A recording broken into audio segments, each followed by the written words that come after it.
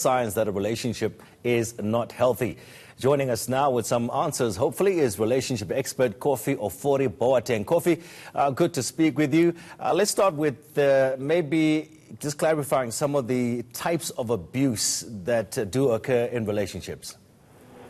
Well, there is mental abuse, there's emotional abuse, there's physical abuse, sexual abuse, to name a few.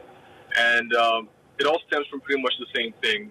It stems from people who simply are not capable of loving themselves or loving others. And it plays out in very violent ways because they haven't learned healthy ways to relate to other people, especially in relationships.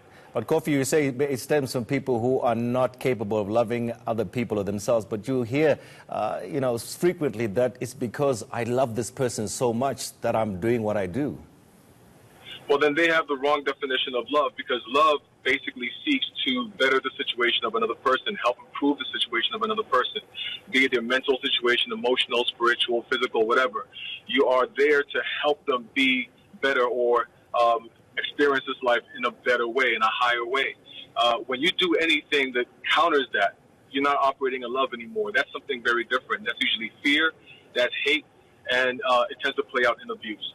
Okay, Kofi, let's look at some of the things that people can look out for in a relationship. Obviously, this works both sides, whether a male or female. What are the key indicators, do you think?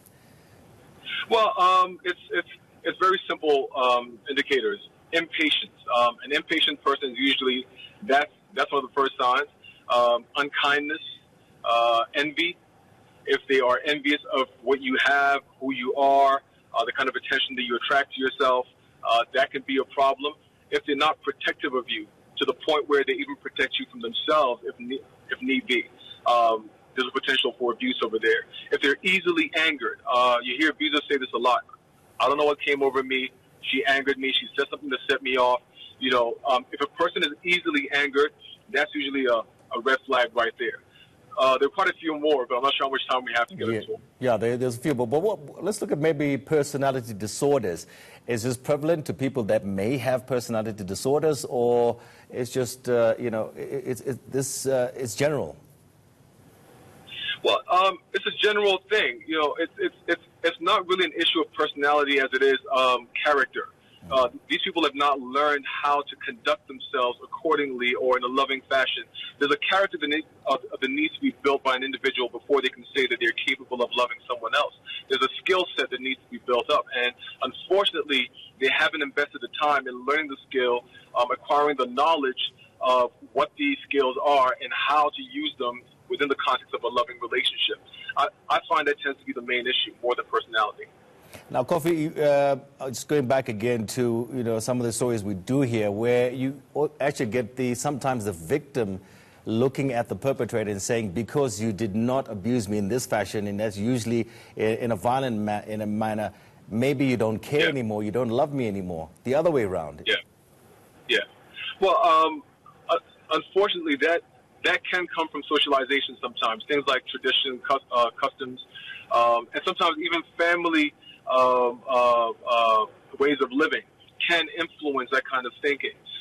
If unfortunately, we find this quite a bit in our culture, like in the African culture, where it is considered loving to be physically aggressive or abusive with a woman, which isn't the case at all.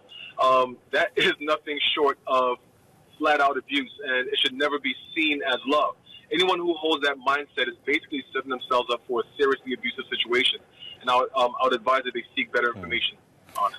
Okay, what are the signs to look for? Because we know there's physical abuse. You can see those signs clearly, but there's emotional abuse, as you said at the beginning here. But what do we look for as maybe the family or friends of somebody who's being emotionally abused? Well, it's little things like emotional bullying, sarcasm, quite a bit of sarcasm, a lot of negativity, a lot of downplaying of achievements, discouragement, things of that nature. When people love you, they're going to say things that help build up your esteem and help build up your sense of self-worth. But when people don't love you, then they're going to start talking you down, speaking down to you, and making you feel like you're not worthy of their affection, their time, their energy, whatever it might be. So these are some of the things you can look out for if you are being emotionally abused, and to steer clear of. And Kofi, just a quick one for me. In your experience, can an abuser change? An abuser can definitely change, given the right help, given the right information, taught the right knowledge, and also help to acquire the right skill sets and mindsets. But at the same time, you can bring all this to bear with an abuser, and if you're not willing to make the change, then nothing's going to change. I think one of the biggest tragedies is when people think that they can change someone else. You can't change them. You need to give them that space. Let them go find solutions and let them change for themselves, not necessarily for you, but for themselves, so that they can be more loving from a genuine place going forward. Fantastic stuff. Thank you so much. That's a relationship expert there, Kofi Ofori Boateng, chatting to us. All right, let's move on. And now